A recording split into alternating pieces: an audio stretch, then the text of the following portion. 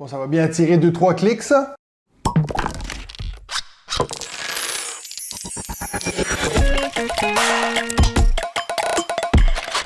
Salut tout le monde, bienvenue à On Joue-tu. Cette semaine, je vous fais mon recap des jeux que j'ai le plus joué au mois d'avril. Et puis bien sûr, désolé pour le petit plug au début de vidéo, mais vous savez, tous les YouTubers sont contractuellement obligés de parler d'Ark Nova au moins une fois par mois. Donc au mois d'avril, 44 parties de 21 jeux différents, ce qui est quand même mieux que le mois de mars où j'étais à 39 parties de 16 jeux différents.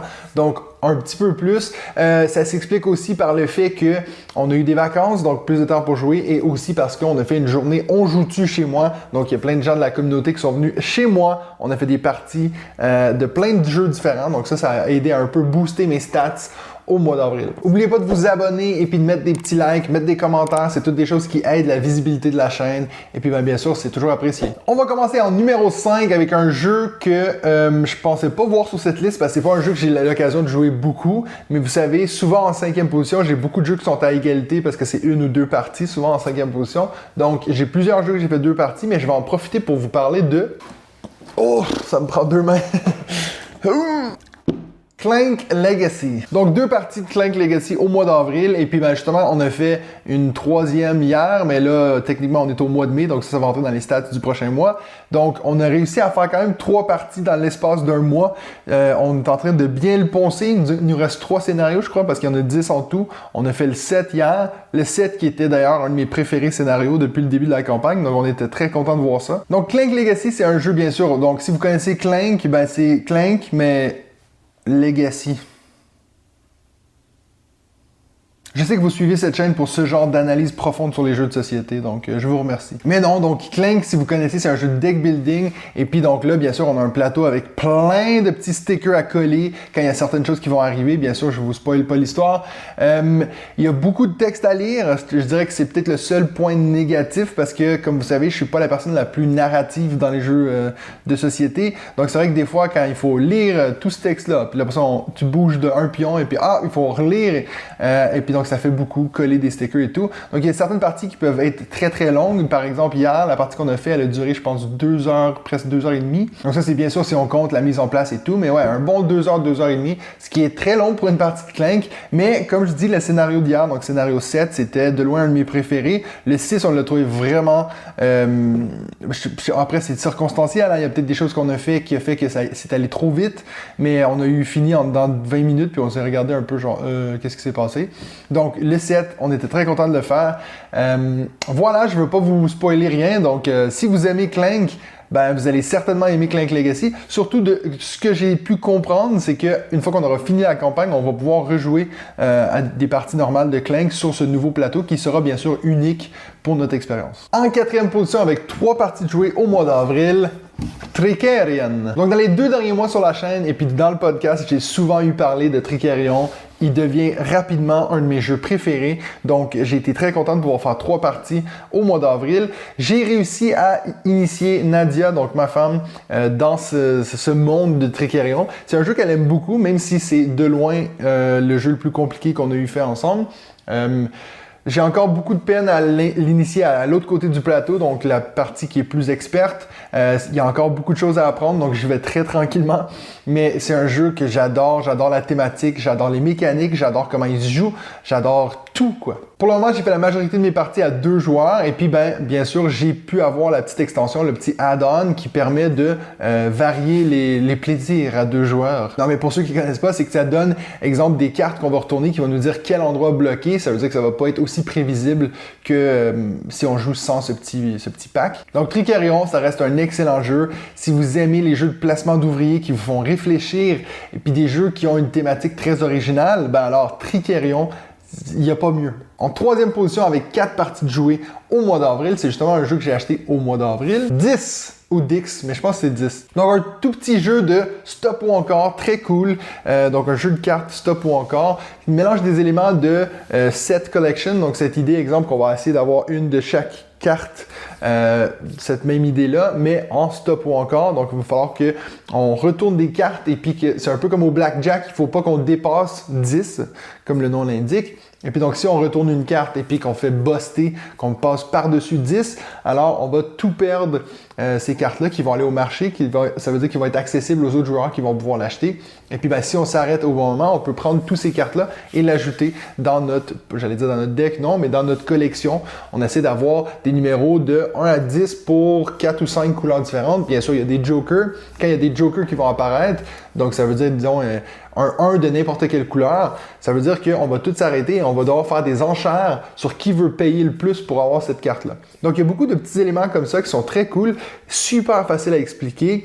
C'est un jeu que moi je l'amène si je vais chez des amis puis on boit un verre, quelque chose, je vais prendre ce petit jeu avec, puis c'est quelque chose qui est vite expliqué, vite compris, et puis qui va, à la fin d'une partie, on va peut-être dire « Ah, on en refait un autre ». C'est justement un jeu que j'avais découvert avec David à Cannes, et puis on avait vraiment aimé les cartes et tout. C'est vraiment un jeu de bonne qualité, même s'il y a ces petits pions noirs et blancs, on dirait des petits jetons de bingo.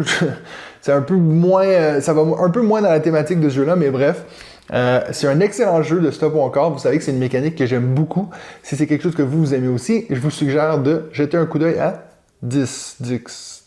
En deuxième position, je suis très content d'en parler de ce jeu-là. Donc, j'ai fait 5 parties au mois d'avril. Et puis, vous allez être étonné d'entendre que ces 5 parties que j'ai fait tout seul. Donc, pour ceux qui savent, je n'aime pas jouer en solo et puis ce jeu-là, j'ai juste dévoré.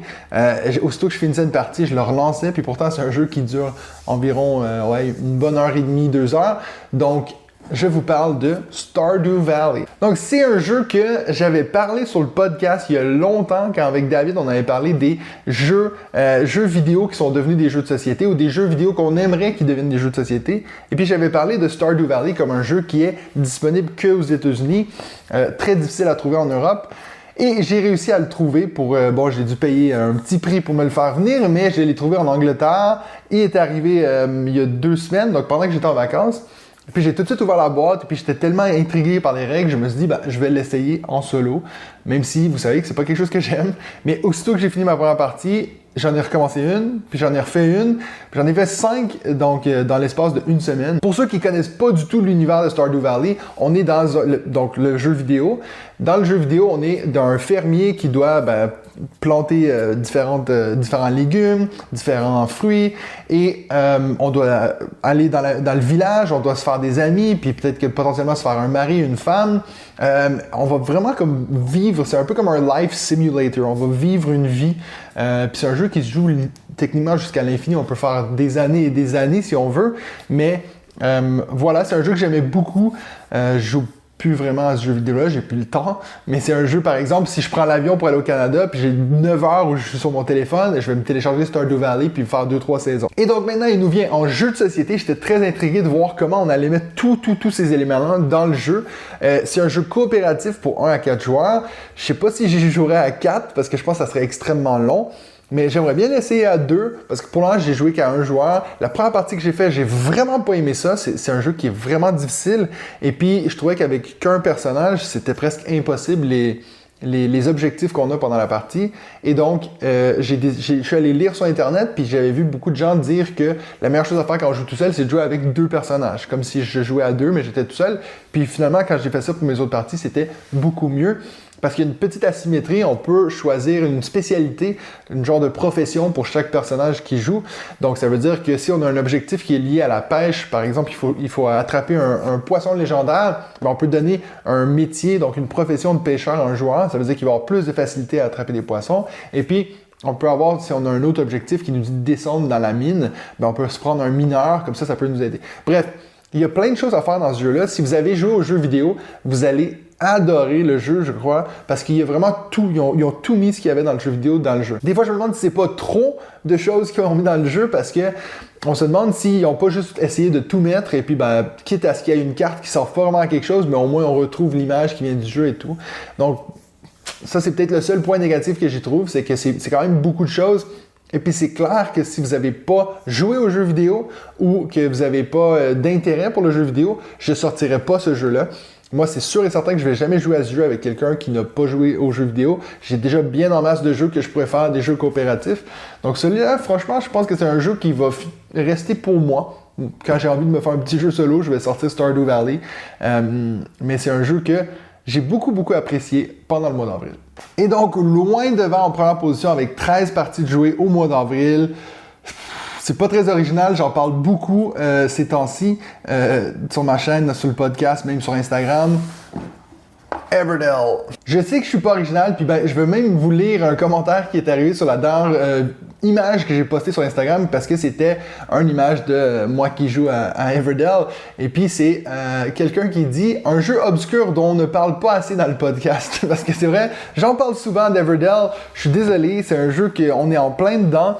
Donc vous savez, j'en parle assez souvent que ma femme c'est quelqu'un qui aime jouer à des jeux mais qui déteste apprendre des règles. Donc une fois qu'elle connaît un jeu, elle veut vraiment y jouer souvent. Ce qui est pas plus mal parce que ça me permet d'avoir des jeux comme par exemple Teotihuacan, It's a Wonderful World, puis maintenant Everdell, donc des jeux que j'essaie beaucoup, que je peux vraiment commencer à voir c'est quoi les stratégies qui sont optimales ou pas. Donc voilà, ça veut pas dire que je suis meilleur parce que It's a Wonderful World, même après presque 100 parties, je suis toujours nul là-dessus. Mais Everdell, j'avais acheté au début du mois d'avril, j'ai acheté l'extension Pearlbrook, donc bien sûr, c'est sûr qu'on s'est remis là-dedans. La majorité de nos parties qu'on a fait, c'était justement avec cette première extension Pearlbrook. Et j'ai récemment acheté les deux autres extensions, donc Belfair et puis Spirecrest. Spirecrest, j'ai fait que 2 parties pour le moment, donc j'aurais de la peine à dire c'est laquelle mon extension préférée. Mais de loin, j'ai préféré Pearlbrook à Belfair. Belfair, au final, c'est vraiment juste... on parle souvent du prix de Everdell et puis de comment les extensions, des fois, ils coûtent presque plus cher que le jeu. Belfair, c'est payé très cher pour pas grand-chose. On nous rajoute des petits modules qu'on peut jouer, mais c'est vraiment comme 2-3 bouts de carton pour 60$. C'est très excessif et puis si c'était pas de ma collectionnite, je recommanderais clairement pas d'acheter Belfair. Mais Pearlbrook et puis Spirecrest, c'est 2 très bonnes extensions.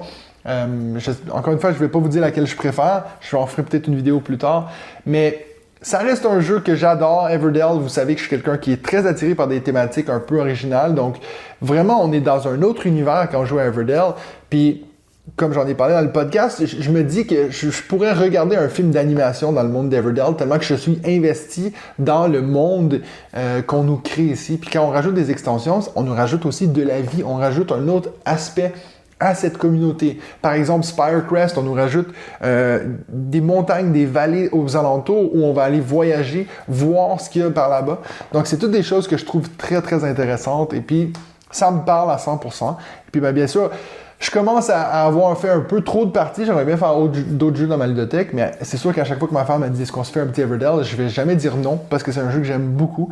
Et puis nous, on fait la majorité de nos parties à 2, donc ça va très vite. Voilà, c'est tout pour moi pour cette vidéo-ci. Dites-moi dans les commentaires quels sont les jeux que vous allez le plus jouer pendant le mois d'avril. Et puis bien sûr, si vous avez essayé un de ces jeux-là, qu'est-ce que vous en pensez? Et puis sinon, nous on se revoit la semaine prochaine pour un autre épisode de